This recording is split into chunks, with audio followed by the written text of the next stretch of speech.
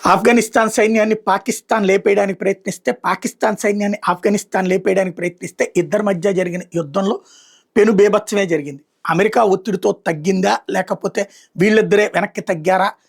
ప్రస్తుతానికైతే 3 రోజుల తర్వాత కొంత తెరిపిడి ఇచ్చింది అనుకుంటే, పగలు ప్రతీకారాలు అయితే తీరలేదన్న విషయం స్పష్టమైంది. ఈ ట్రంప్ సూచన మేరకు అనుకుంటా ఏదైతే ఖవాజా ఆసిఫ్ ఎవరైతే పాకిస్తాన్‌కి సంబంధించినటువంటి మంత్రితో పాటుగా వాళ్ళ ఐఎస్ఐ చీఫ్ ఆఫ్ఘనిస్తాన్ వెళ్ళడానికి బయలుదేరారు. బట్ వాళ్ళ వీసాని తిరస్కరించింది ఆఫ్ఘనిస్తాన్. మా దేశంలోకి మీరు అడుగు పెట్టడానికి వీల్లేదని తేల్చి చెప్పింది.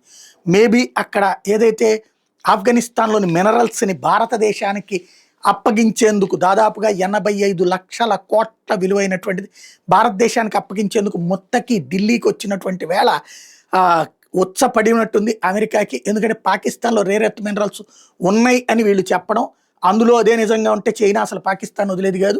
బూడిద ఎక్కువ అని ఒరిజినల్ తక్కువ ఉంది. దాంతో చైనా లైట్ తీసుకోవడం బిగించేసింది. ఈలోపు దాన్నే చూపించి అమెరికాని మేలిమి చేసుకోవడంలో సక్సెస్ అయింది పాకిస్తాన్. కానీ అసలు నిజం అమెరికాకు కూడా గ్రహించి ఉంటుంది. అక్కడ యుద్ధ స్థావరానికి పనికొస్తుంది తప్పించి రేర్ ఎర్త్ మినరల్స్ కాదు. బట్ దానికి రేర్ ఎర్త్ మినరల్స్ ఎక్కడ ఎక్కువ ఉన్నాయి అంటే ఆఫ్ఘనిస్తాన్. అది భారతదేశానికి ఇస్తున్నటువంటి వేళ దాన్ని దెబ్బకొట్టేందుకోసం అర్జెంటుగా మాట్లాడమని పంపించినట్టుంది రాయబారానికి. బట్ పాకిస్తాన్ ఆఫ్ఘనిస్తాన్ కొట్టుకుంటున్నప్పుడు ఆఫ్ఘనిస్తాన్ వాళ్ళు పాకిస్తాన్ని నాట్ అలౌడ్ అని చెప్పేశారు. దాంతో పాకిస్తాన్ షాక్ తింది.